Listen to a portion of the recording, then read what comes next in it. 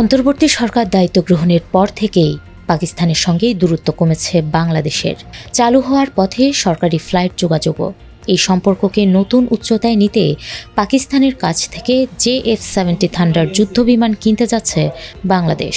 বার্তা সংস্থা রয়টার্স সহ পাকিস্তানের একাধিক গণমাধ্যম জানাচ্ছে এমন খবর।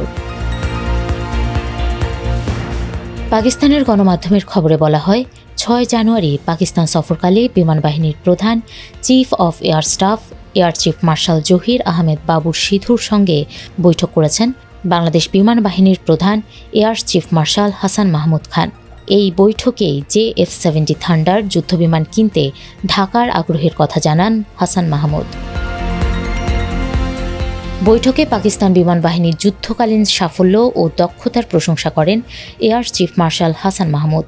বাংলাদেশ বিমান বাহিনীর পুরনো ও বয়সী বিমান বহরের রক্ষণাবেক্ষণ সহায়তা এবং আকাশ নজরদারি আরও শক্তিশালী করতে প্রতিরক্ষা রাডার সিস্টেম সংযুক্ত করার বিষয়েও পাকিস্তানের সহযোগিতা চান তিনি। এসবের বাইরে JF-70 নিয়ে বিস্তারিত আলোচনা হয়েছে দুই বিমান বাহিনী প্রধানের মধ্যে।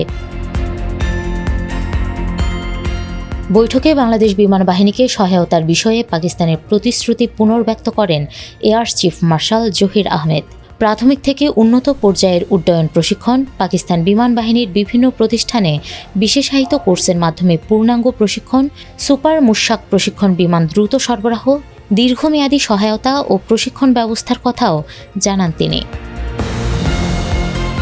এর মধ্য দিয়ে ইসলামাবাদের সঙ্গে দীর্ঘমেয়াদী কৌশলগত অংশীদারিত্বে আবদ্ধ হবে ঢাকা। JF-70 থান্ডার যুদ্ধবিমানের গুরুত্বপূর্ণ যন্ত্রাংশ ও উন্নত অস্ত্র ব্যবস্থা সরবরাহের কারণে চীনও এই কাঠামোর গুরুত্বপূর্ণ অংশ হয়ে উঠবে। JF-70 থান্ডারে থাকা আধুনিক AES রাডার, যুদ্ধক্ষেত্রে পরীক্ষিত PEL-15 দূরপাল্লার ক্ষেপণাস্ত্র এবং নির্ভুল আঘাত হানার সক্ষমতা বাংলাদেশকে সামরিক দিক থেকে এগিয়ে দেবে।